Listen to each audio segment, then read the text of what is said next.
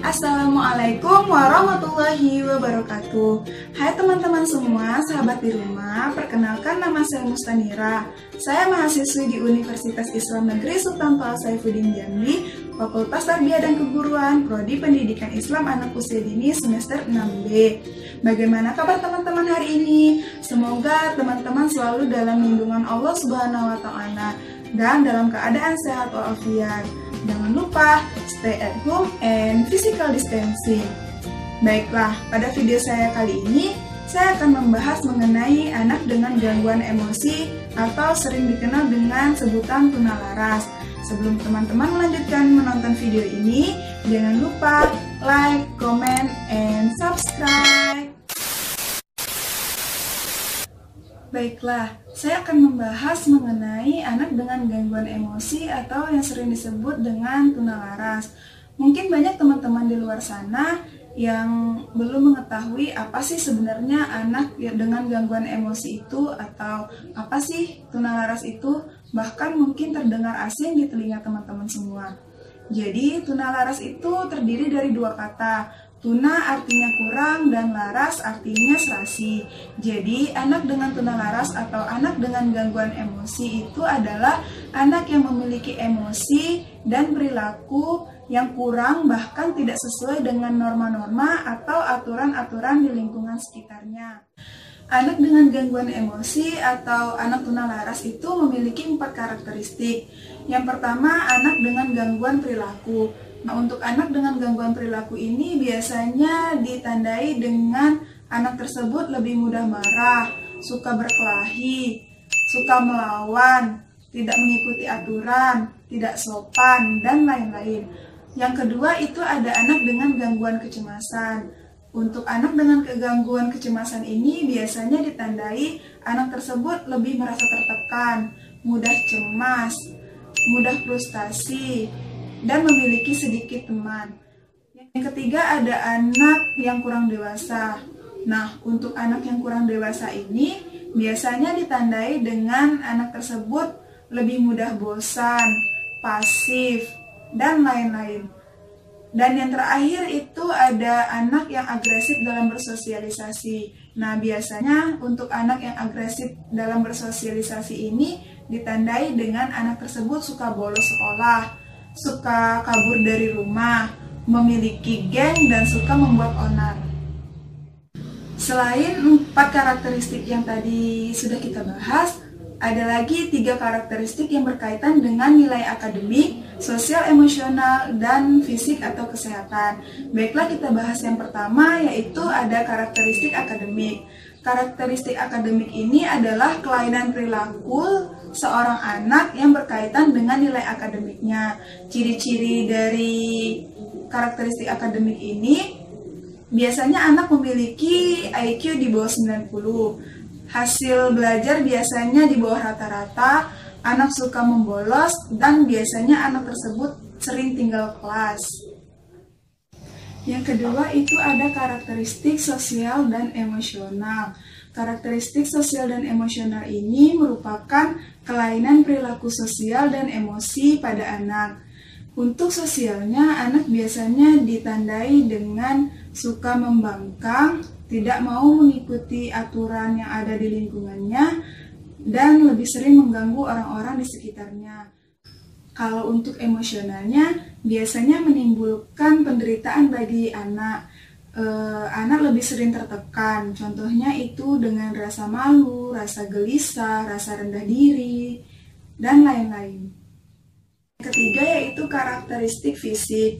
Nah, biasanya karakteristik fisik ini dipengaruhi oleh gangguan makan, gangguan tidur, dan gangguan gerakan pada anak sehingga menimbulkan atau berefek pada emosi dan perilaku anak. Baiklah, setelah kita mengetahui apa pengertian dan karakteristik dari anak dengan gangguan emosional, selanjutnya kita akan membahas tentang penyebab dari anak dengan gangguan emosional tersebut. Nah, adapun penyebab dari anak dengan gangguan emosi ini ada 5. Yang pertama itu adalah kondisi fisiknya. Biasanya kondisi fisik ini dipengaruhi oleh disfungsi dari kelenjar endokrin yang berpengaruh terhadap respon emosional bagi seseorang. Sehingga pada kasus ini, anak sulit mengontrol emosinya. Yang kedua adalah masa perkembangan. Nah, pada setiap fase masa perkembangan anak selalu dihadapkan dengan tantangan dan krisis emosi. Disinilah ego berperan penting. Ketika ego bisa menghadapi krisis ini, maka anak dapat bersosialisasi dengan baik di lingkungannya.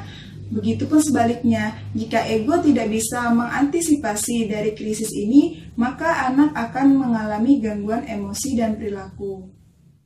Yang ketiga yaitu lingkungan keluarga. Kita ketahui lingkungan keluarga adalah lingkungan yang pertama kali dikenal oleh anak. Maka dari itu, lingkungan keluarga seharusnya bisa menjadi peletak dasar dari rasa aman dan nyaman terhadap anak. Nah, adapun gangguan emosi yang biasanya ditimbulkan oleh lingkungan keluarga itu biasanya dipengaruhi oleh kurangnya kasih sayang, kurangnya perhatian orang tua, dan pengaruh dari ekonomi. Yang keempat yaitu adalah lingkungan sekolah. Kita ketahui bahwa lingkungan sekolah adalah lingkungan pendidikan kedua bagi anak. Nah, biasanya di lingkungan ini terjadi gangguan emosi anak itu diakibatkan oleh sifat guru yang terlalu otoriter, sehingga anak merasa takut dan tertekan dan memilih untuk bolos sekolah atau lari dari sekolah. Akhir itu ada lingkungan masyarakat. Lingkungan masyarakat ini merupakan perpaduan dari pendidikan di lingkungan keluarga dan di lingkungan sekolah. Apabila pendidikan di lingkungan keluarga dan di lingkungan sekolah sudah memiliki dampak buruk bagi anak, maka di lingkungan masyarakat pun anak akan terus menerapkan sifat-sifat atau perilaku emosi yang tidak sesuai dengan norma-norma atau aturan-aturan yang ada di lingkungan masyarakat tersebut.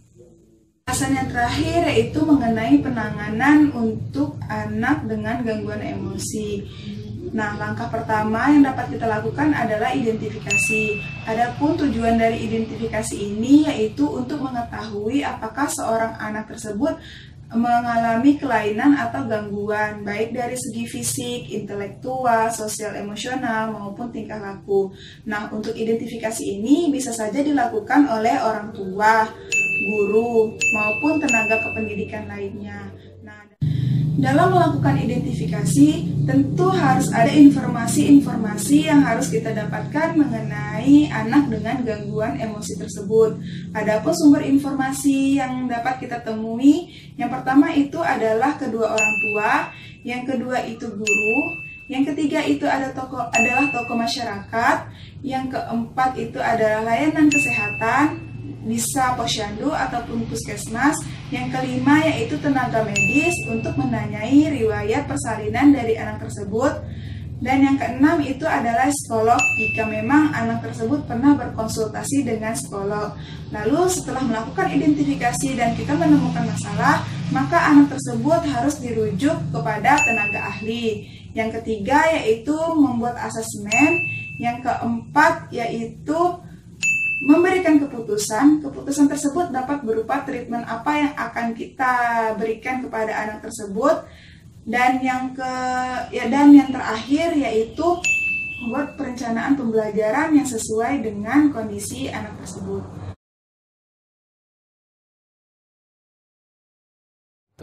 Boleh nggak sih sebenarnya diiming-imingi, diam ya, nanti kalau kamu diam nanti ayah akan belikan ini gitu.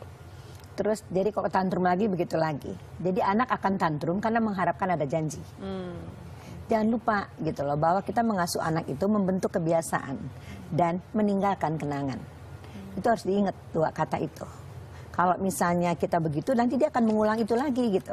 Jadi sebetulnya tujuannya dulu kita harus menenteramkan anak ini. Satu, tidak selamanya dia dapatkan bisa diinginkan. Yang diinginkan bisa didapatkan. Ya. Yang kedua, kita membentuk kebiasaan. Jadi kita harus memberikan apa gitu loh pada dia, pengertian kan gitu.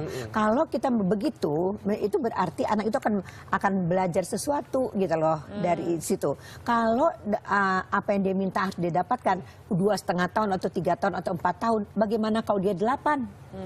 3 tahun aja dia bisa jajah kita.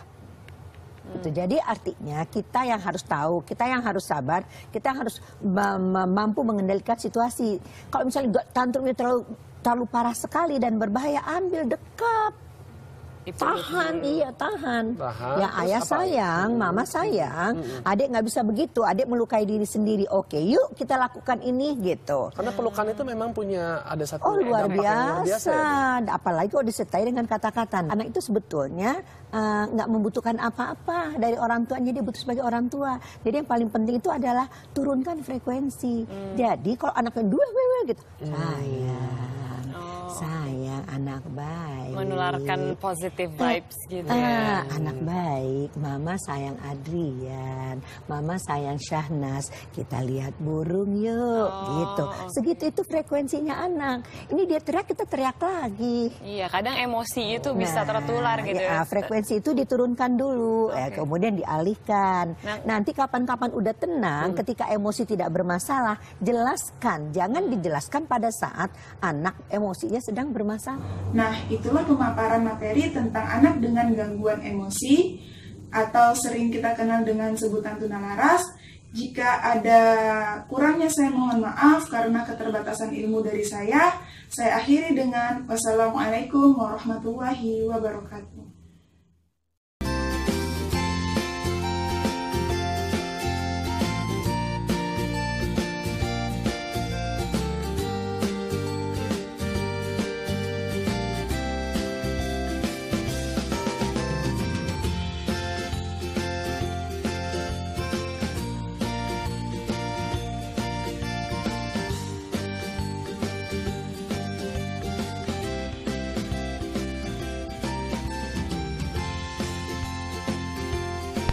Terima kasih kepada teman-teman semua yang sudah menonton video saya. Jangan lupa untuk mendukung channel saya dengan cara like, comment, and subscribe. Dan jika teman-teman merasa video ini bermanfaat, jangan lupa untuk di-share.